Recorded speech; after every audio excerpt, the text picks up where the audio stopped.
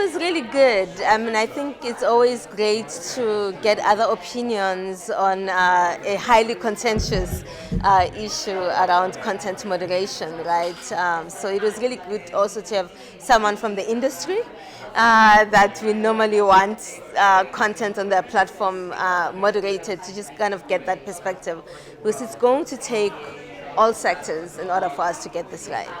I think our biggest challenge is going to be this issue around localization, because we seem to want a policy that can sort of be catch it all.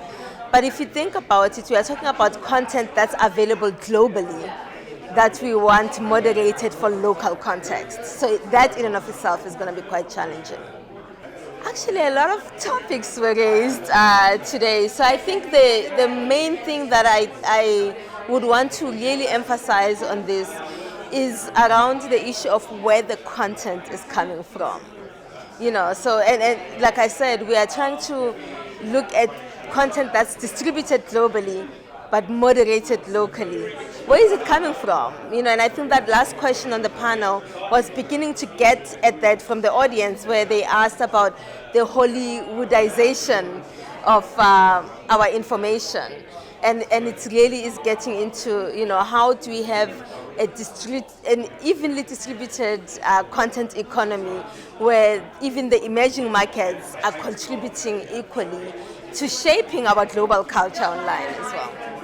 I absolutely loved actually both of the panels. The first one on artificial intelligence.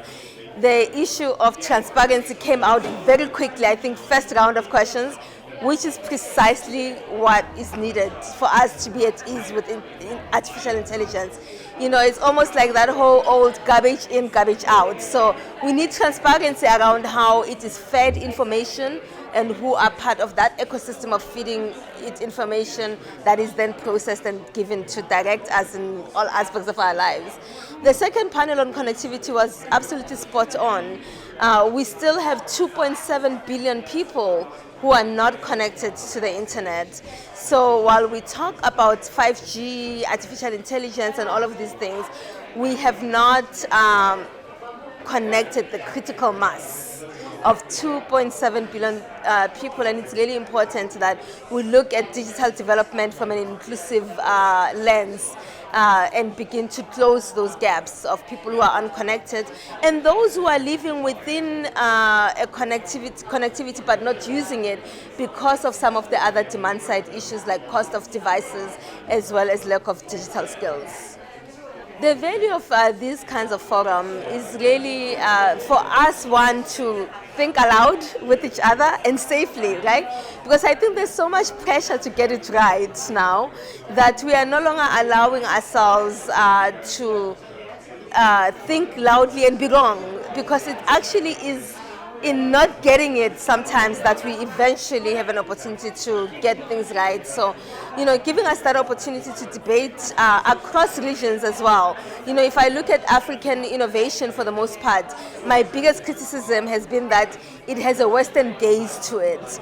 And so it's forums like this that really help us begin to reconcile that not only can we learn from the West in terms of our digital development, but the West also has an opportunity to learn from emerging markets as well.